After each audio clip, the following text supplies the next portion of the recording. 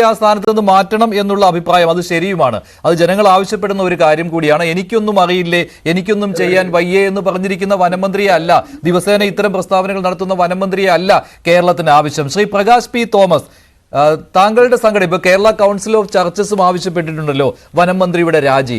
എന്താണ് അതിന് ന്യായീകരണമായി നിങ്ങളുടെ ഒരു നിലപാട്?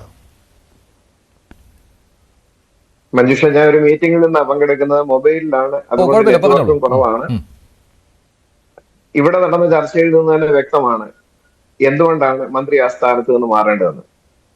അദ്ദേഹം തന്നെ സൂചിപ്പിച്ചിട്ടുണ്ട്, അദ്ദേഹം നിസ്സഹായ അവസ്ഥയിലാണ്. ഈ വനം വന്യജീവി വകുപ്പ് മന്ത്രി എന്ന് പറഞ്ഞു കഴിഞ്ഞാൽ കേരളത്തിലെ ജനങ്ങൾക്ക് വേണ്ടി വനവും വന്യജീവികളെയും സംരക്ഷിക്കുന്ന ആളാണ്. ഫിഷറീസ് വകുപ്പ് മന്ത്രി കേരളത്തിലെ ജനങ്ങൾക്ക് വേണ്ടിയാണ് മത്സ്യസമ്പത്ത് സംരക്ഷിക്കുന്നത്, അല്ലാതെ ആ ഡിപ്പാർട്ട്മെന്റിന്റെ പേര് പറഞ്ഞ് അവിടെയല്ല. എന്ന് പറഞ്ഞു കഴിഞ്ഞാൽ നമ്മുടെ ജീവനും സ്വത്തിനും നമ്മുടെ സുഗമമായിട്ടുള്ള ജീവിതത്തിനും സുരക്ഷ തരേണ്ട മന്ത്രി പറയുകയാണ് ഞാൻ നിസ്സഹായനാണെന്ന്. നേരത്തെ ഇവിടെ സൂചിപ്പിച്ചിരുന്നത് തന്നെ വ്യക്തമാണ്. നിരന്തരമായ മരണങ്ങൾ ഉണ്ടായിട്ട് ഈ സർക്കാരിന്റെ കാലഘട്ടം എന്ന് പറയുമ്പോൾ അതിന് മുൻപ് ഉണ്ടായിട്ടില്ല എന്നല്ല പറയുന്നത്. എന്നാൽ ഈ സർക്കാരിന്റെ കാലഘട്ടത്തിലും, എന്നാൽ ഇപ്പോൾ നമുക്കറിയാം ദിനംതോറും ഇത് സംഭവിക്കുകയാണ്, ഒരു നിത്യ സംഭവമായി മാറിക്കൊണ്ടിരിക്കുകയാണ്. നമ്മുടെ കൺമുമ്പിൽ വെച്ച് നമ്മുടെ സഹോദരങ്ങളെ കടുവ കടിച്ചു കീറുന്നു, ആന തല്ലിക്കൊല്ലുന്നു. ഇന്ന് കേരളത്തിലെ ജനങ്ങളെ സംബന്ധിച്ചിടത്തോളം ഈശ്വരൻ തന്ന ആയുസ് വരെ ജീവിക്കുവാനുള്ള അവസ്ഥയില്ല. വന്യജീവികൾ കൊല്ലുന്ന ദിവസം വരെ ജീവിക്കുവാനുള്ള ഒരവസ്ഥ മാത്രമാണ് ഉള്ളത്. ഇങ്ങനെയുള്ള സാഹചര്യത്തിൽ അടിയന്തരമായിട്ട് ഇക്കാര്യത്തിലും സർക്കാരിനും കമ്മീഷനെ വെക്കരുതെന്നൊരു അപേക്ഷ മാത്രമേ ഉള്ളൂ. എത്രയും വേഗം ജനങ്ങളുടെ ജീവനെ നശിപ്പിക്കുന്ന വന്യമൃഗങ്ങളെ തടയുവാനുള്ള ക്രമീകരണം ചെയ്യണം. അതിന്റെ പ്രജനനം നിയന്ത്രിക്കുക എന്നൊക്കെ പറയുന്ന ഒരു ലോങ് ടേം പ്രോസസ്സാണ്. അതിലേക്കൊക്കെ സർക്കാർ പൊക്കോട്ടെ.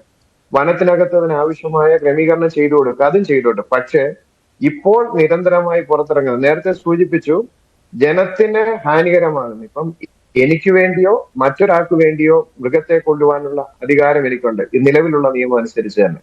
അതുകൊണ്ട് ഒന്നിലധികം പേർ, 10 കണക്കിന് 100 കണക്കിന് ആൾക്കാർ കൊല്ലപ്പെട്ട സാഹചര്യത്തിൽ പുറത്തിറങ്ങുന്ന മൃഗത്തെ തടയുവാനുള്ള ക്രമീകരണം സർക്കാർ ചെയ്യണം. അത് വെടിവെച്ച് കൊല്ലണമെങ്കിൽ വെടിവെച്ച് കൊല്ലണം, മറ്റെന്തെങ്കിലും ക്രമീകരണം ചെയ്യണമെങ്കിൽ ചെയ്യണം. ഇനിയും ഇത് വനത്തിനടുത്ത് മാത്രമല്ല, ഞാൻ നേരിട്ട് അനുഭവിക്കുന്നതാണ്. തിരുവല്ലായിലും കുളനടയിലും അതോടൊപ്പം തന്നെ വടക്കടത്തുകാവിലും അടൂരിലും ഒക്കെ കാട്ടുപന്നികളുടെ ശല്യമുണ്ട്. ഇതെല്ലാം തന്നെ സർക്കാരിനോട് പറഞ്ഞിട്ടുണ്ട്. തദ്ദേശ സ്വയംഭരണ സ്ഥാപനങ്ങൾക്ക് തീരുമാനമെടുക്കാവുന്നു. സംസ്ഥാന സർക്കാരിന് ഒരു സർക്കുലർ കൊടുത്താൽ മതിയല്ലോ. പഞ്ചായത്തുകൾക്ക് തീരുമാനമെടുക്കാം, കൊല്ലണമെങ്കിൽ കൊല്ലാമെന്നുള്ളത് തീരുമാനമെടുക്കണം, ഇവയെ കൊല്ലുവാൻ തയ്യാറാകണം. ഇത് കേരളത്തിൽ പറയുമ്പം ഈ വന്യജീവി സംരക്ഷണത്തിന് വേണ്ടി സംസാരിക്കുന്നവർ ഞങ്ങളെയൊക്കെ കുറ്റപ്പെടുത്തി സംസാരിക്കാറുണ്ട്. പുരോഗമന രാജ്യങ്ങളിലെല്ലാം തന്നെ, പരിഷ്കൃത രാജ്യങ്ങളിലെല്ലാം തന്നെ, അമേരിക്കയിൽ ഉൾപ്പെടെ ചില സീസൺ ചില മൃഗങ്ങളെ വെടിവെക്കുവാനുള്ള അവസരം കൊടുക്കാറുണ്ട്. അതിന്റെ പ്രജനനം തടയുവാനും വളർച്ച തടയുവാനുമായിട്ടാണ് ചെയ്യുന്നത്. ആ രീതിയിൽ കേരളത്തിലും ചെയ്യേണ്ടിയിരിക്കുന്നു. വനം കയ്യേറി എന്നാണ് സർക്കാർ പലപ്പോഴും പറയുന്നത്. അത് തെറ്റായ ഒരു ആരോപണമാണ്. കാരണം കേരളത്തിലെ വനത്തിൻ്റെതായിട്ടുള്ള പെർസെന്റേജ് എടുത്താൽ കേരളത്തിൽ നമുക്കറിയാം ഡെൻസിറ്റി ഓഫ് പോപ്പുലേഷൻ ഇന്ത്യയിൽ ഏറ്റവും കൂടുതലുള്ള സ്ഥലമാണ്. എന്നാൽ വനമെന്ന് പറയുന്നത് ഇന്ത്യയുടെ ശരാശരിയിലും കൂടുതൽ കേരളത്തിലുണ്ട്. അങ്ങനെയുള്ള ഈ നാട്ടിൽ നിരുത്തരവാദപരമായ പ്രസ്താവന നടത്തിക്കൊണ്ട് അങ്ങോട്ടും ഇങ്ങോട്ടും ആരോപണം ഉന്നയിച്ചുകൊണ്ട് ജനങ്ങളെ ഈ വന്യമൃഗങ്ങളുടെ നടുവിലേക്ക് തള്ളിവിടുന്ന സംസ്ഥാന സർക്കാർ, വനമന്ത്രിയെ കുറിച്ച് ഞാൻ പറയുന്നത് അദ്ദേഹം തന്നെ പറഞ്ഞിട്ടുണ്ട്, അദ്ദേഹത്തിന് കഴിവില്ല എന്ന് പറഞ്ഞിട്ടുണ്ട്. കഴിവില്ലാത്ത ഒരാളെ മന്ത്രിയായിട്ട് വെച്ചുകൊണ്ടിരിക്കുന്നത് സംസ്ഥാന സർക്കാരിന്റെ ഭരണ പരാജയമാണ്. അതുകൊണ്ട് അടിയന്തരമായി അദ്ദേഹത്തെ നീക്കം ചെയ്യുവാനോ അദ്ദേഹം സ്വയം രാജിവെക്കുവാനോ തയ്യാറാകണം.